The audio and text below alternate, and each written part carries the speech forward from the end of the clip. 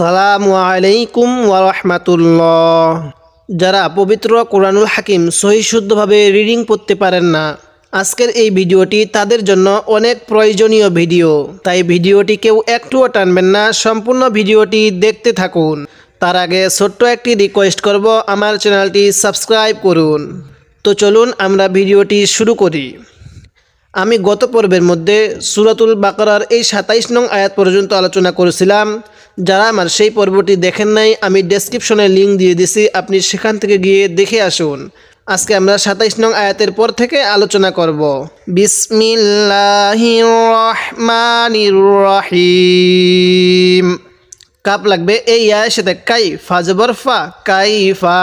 তা লাগবে এই কাপের সাথে তাক, ফা পেশ ফু, তাক ফু, র ওয়াও পেশ রু। এক আলিফ টান দিব, কারণ পেশের বামে ওয়াও সাকিন থাকলে আমাদের সেখানে এক আলিফ টান দিতে হবে। এই যে পেশ, এর বামে এই যে ওয়াও সাকিন, তাহলে এক আলিফ টান। তাক ফুরু, নুন জবর না, তাক ফুরু না। কাইফা, তাক ফুরু না, কাইফা, তাক ফুরু না। বা লাগবে এই লামের সাথে বিল, লাম খারা জবর লা, বিল্লা, হাজর হি, বিল্লাহি। অনেকে এখানে বিল, এইখানে লামটা মোটা করে পড়ি, লামটা মোটা করব না। যখন দেখবো আল্লাহ শব্দের লামের পূর্বে জের আছে, তখন কি পড়ব?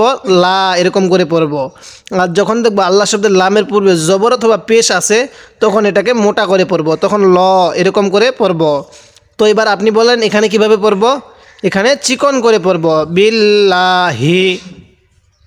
কাইফা তাকফুরুনা বিল্লাহি। ওয়াও জবর ওয়া, কাপ লাগবে এই নুনের সাথে কুং, নাকের বাসি দ্বারা গুণনা করব। কারণ নুন সাকিনের পরে যখন দেখব ইকফার 15টি হরফ থেকে কোনো একটি হরফ এই নুন সাকিনের পরে আসছে, তখন ওই নুন সাকিনের মধ্যে আমরা গুণনা করব।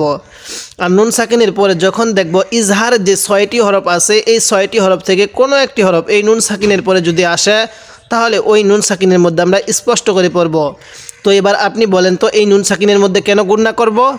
হ্যাঁ, নুন সাকিনের পরে এই তাটা হলো ইকফার হরফ, এই জন্য আমরা এখানে গুণনা করব। কাপ নুন পেশ কুং, তামিম পেশ তুম, কুং তুম, ওয়া কুং তুম। হামজা লাগবে এই মিমের সাথে আম, ওয়া আলিফ জবর ওয়া, এক আলিফ টান দিব, কারণ জবরের বামে খালি আলিফ হলে সেখানে আমাদের এক আলিফ টান দিতে হবে। আম ওয়া, তা আলিফ 2 জবর তাং, নাকের বাসি দ্বারা গুণনা করব। ওয়া কুনতুম আমওয়াতাং, আরেকবার, ওয়া কুনতুম আমওয়াতাং। ফা জবর ফা, হামজা লাগবে এই হায়ের সাথে আহ, ইয়া আলিফ জবর ইয়া, ফা আহ ইয়া, কাপ মিম পেশ কুম, ফা আহ ইয়া কুম, এক আলিফ টান দিব, ফা আহ ইয়া কুম।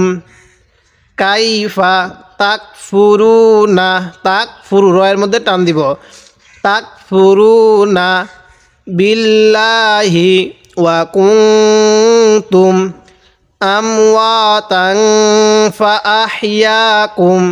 সা লাগবে এই মিমের সাথে সুম, গুণনা করব নাকের বাসি দ্বারা।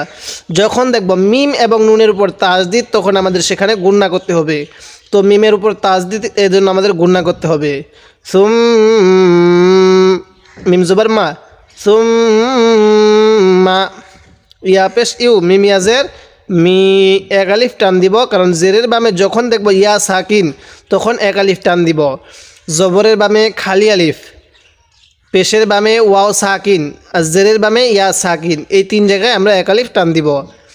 সুম্মা ইউমি, তা পেশ টু, কাপ মিম পেশ কুম, সুম্মা ইউমিতুকুম, ইউমিতুকুম। অনেকে আমরা এই তায়ের মধ্যেও টান দিই, এখানে টান দিব না। সুম্মা ইউমিতুকুম, সা মিম পেশ সুম, মিম জবর মা, সুম্মা, গুণনা করব নাকের বাসি দ্বারা। ইয়া হা পেশ ইউ, এটা হা, এই হাটা উচ্চারণের সময় একটু হালকা বাতাস বের করব। ইয়া হা পেশ ইউ, ইয়া ইয়াজের ই, এক আলিফ টান দিব, জেরের বামে ইয়া সাকিন, এক আলিফ টান দিব। ইউহ ই, কাপ মিম পেশ কুম, ইউহ ই কুম, সুম্মা ইউহ ই কুম। সা মিম পেশ সুম, মিম জবর মা, সুম্মা সুম্মা হামজাজের ই লাম লাগবে এই ইয়ার সাথে লাই হাজের হি ইলাইহি সুম্মা ইলাইহি তা লাগবে এই রয়ের সাথে তুর জিম জবর যা তুর যা আইন ওয়াও পেশ উ এক আলিফ টান দিব পেশের বামে ওয়াও সাকিন এক আলিফ টান দিব তুর যা উ নুন জবর না তুর যা উ না তো যদি আমি এখন ওয়াকফ করি তাহলে কিভাবে পড়ব তুর যা উন এবার আমরা এই আয়াতের শুরু থেকে ভেঙে ভেঙে পড়ব কাইফা তাকফুরুনা এক আলিফ টান দিব বিল্লাহি বিল্ল এরকম করে পড়ব না ওয়া কুনতুম আমওয়াতান নাকের বাসি দ্বারা গুণনা করব ফাআহইয়াকুম সুম্মা ইউমিতুকুম সুম্মা ইউমিতুকুম সুম্মা ইউহয়িকুম এর মধ্যে এক আলিফ টান সুম্মা ইউহয়িকুম সুম্মা ইলাইহি তুরজাউন এবার আমরা এই আয়াতের শুরু থেকে মিলিয়ে পড়ব আমি প্রত্যেকটি শব্দ একবার দুইবার তিনবার চারবার পর্যন্ত বলার চেষ্টা করতেছি আমাদের অনেকেই হয়তো একটু বয়স বেশি হওয়ার কারণে আমাদের এই পড়ার নিয়মগুলো স্মরণ থাকতেছে না এজন্য আমি একটি আয়াত বা একটি শব্দ দুইবার তিনবার চারবার পর্যন্ত বলার চেষ্টা করতেছি যাতে করে আপনার এই সবকটি এখানেই শেখা হয়ে যায় কাইফা তাকফুরুনা বিল্লাহি ওয়া কুনতুম আমওয়াতান ফাআহইয়াকুম সুম্মা ইউমিতুকুম সুম্মা ইউহয়িকুম সুম্মা ইলাইহি তুরজাউন হাফেশ হু ওয়া লাগবে এই লামের সাথে ওয়াল হু ওয়াল লামজবল্লা হুয়াল্লা জালিয়াদের জি এক আলিফ টান দিব হুয়াল্লাযী খজবর খ লামজবল্লা খলা কবজবর ক খলাক হুয়াল্লাযী খলাক লামজবল্লা কাপ লাগবে এই মিমের সাথে কুম এই সাকিনওয়ালা মিমের সাথে লাগবে না যখন দেখব সাকিনওয়ালা হরফের পরে তাজদিদওয়ালা হরফ আসছে ওই জায়গার মধ্যে আমরা এই সাকিনওয়ালা হরফটাকে বাদ দিব তাহলে কাপ লাগবে এই মিমের সাথে কুম খলাকুম নাকের বাসি দ্বারা গুণনা করব মিম আলিফ জবর মা ফা লাগবে এই লামের সাথে ফিল মা ফিল মায়ের মধ্যে এক আলিফ টান মা ফিল হামজা লাগবে এই রয়ের সাথে আর দজ্জর দি আর দি জিম জবর যা মিমিয়াজের মি এক আলিফ টান দিব আইন আলিফ দুই জবর আন জামি আন তো যদি আমি এখন ওয়াকফ করি তাহলে কিভাবে পড়ব জামি অনেকেই আমরা এই ওয়াকফের নিয়মটা জানি না আমরা যখন ওয়াকফ করব ওই ওয়াকফের সময় ওই শেষ হরফের মধ্যে যদি এরকম দুই জবর থাকে তারপরে যদি এরকম আলিফ থাকে তাহলে আমরা ওই ওয়াকফের মধ্যে এক জবরকে বাদ দিয়ে আরেক জবরে এক আলিফ টান দিব যেমনটা এখানে ওয়াকফের সময় এই যে দুই জবর আছে এরপরে এই যে লম্বা আলিফ আছে তো আমরা এখান থেকে এক জবরকে বাদ দিয়ে আরেক জবরে এক আলিফ টান দিব আপনারা যখন এরকম কোনোখানে ওয়াকফ পাবেন তখন এরকম করে পড়বেন জামিআ হুয়াল্লাযী খলাকালাকুম মা ফিল আরদি জামিআ খা লাগবে এই মিমের সাথে সুম নাকের বাসি দ্বারা গুণনা করব মিম লাগবে এই সিনের সাথে মাস সুম মাস তা জবর তা ওয়াও ইয়াখরা জবর ওয়া কয় আলিফ টান দিব এবার আপনি বলুন তো হ্যাঁ 3 আলিফ টান দিব সুম্মাস্তাওয়া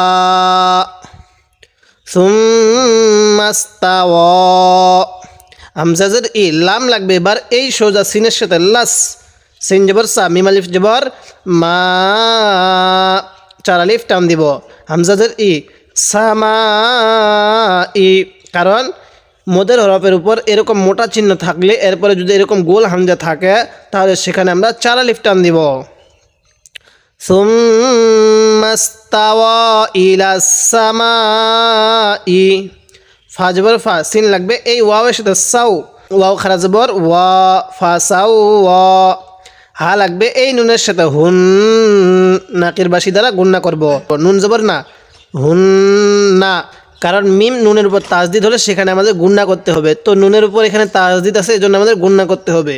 ফাসাওয়াহুন্না, সিন লাগবে এই বায়ের সাথে সাব, আইন জবর আ, সাব আ, সাব আ, দেখুন সাবা এরকম করে পড়ি নেই, সাব আ, ফাসাওয়াহুন্না সাব আ, সিন জবর সা, মিম খারা জবর মা, এক আলিফ টান দিব, ওয়াও খারা জবর ওয়া, এখানেও এক আলিফ টান, সামা ওয়া, কারণ খারা জবর খারাজের উল্টা পেশ হলে এক আলিফ টান দিতে হবে। তো খারা জবরের মধ্যে এক আলিফ টান দিছি, সামা ওয়া, তা দুই জের তিন, সামা ওয়া তিন।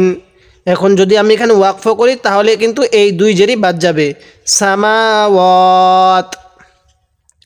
ফাসাওয়াহুন্না সাবআ সামাওয়াত, ওয়াও জবর ওয়া, হাফেশ হু, ওয়া হু, ওয়াও জবর ওয়া, ওয়া হুয়া, বাজের বি, কাপ লাগবে এই লামের সাথে কুল, ওয়া হুয়া বি কুল, লামজের লি, ওয়া হুয়া বি কুল্লি, শিন লাগবে এই ইয়ার সাথে শাই, হামজা দুই জের ইন, শাই ইন, ওয়া হুয়া বি কুল্লি শাই ইন, আইন জবর আ, লাম ইয়াজের লি, মিম দুই পেশ মুন, আলিমুন, ওয়া হুয়া বিকুল্লি শাইইন আলিমুন। তো যদি আমি এখন ওয়াকফ করি তাহলে কিভাবে পড়ব, ওয়া হুয়া বিকুল্লি শাইইন আলিম। এবার আমরা এখান থেকে ভেঙে ভেঙে পড়ব। যদি আপনি এরকমভাবে বানান করে মাত্র এই 1 নং পারাটি শিখতে পারেন তাহলে ইনশাল্লাহ আপনি খুবই দ্রুত সহি শুদ্ধভাবে কোরআন রিডিং পড়তে পারবেন। হুয়াল্লাযী খলাকালাকুম মা ফিল আরদি জামিআ সুম্মা ইস্তাওয়া ইলাস সামাই ফাসাওয়াহুন্না সাবআ সামাওয়াত ওয়া হুয়া বিকুল্লি শাইইন আলিম। এবার আমরা এখান থেকে মিলিয়ে পড়ব।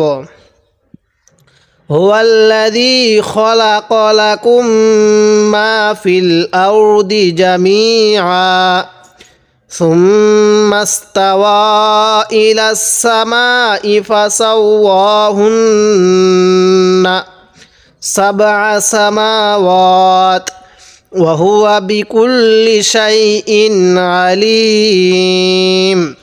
আমি আপনাকে এই 1 নং পারাটি এইভাবে বানান করে ভেঙ্গে ভেঙ্গে শব্দে শব্দে তাসবিদ সহ উচ্চারণ করে শেখাবো এবং আমি আপনার সুবিধার জন্য প্রত্যেকটি ভিডিও পর্ব আকারে করব। তাই আমার পর্বগুলো আপনি নিয়মিত দেখবেন এবং আমার চ্যানেলটি সাবস্ক্রাইব করুন। আজকে আমি সূরাতুল বাকারার এই 29 নং আয়াত পর্যন্ত আলোচনা করলাম। পরবর্তী পর্বের মধ্যে আমি এই 29 নং আয়াতের পর থেকে আলোচনা করব।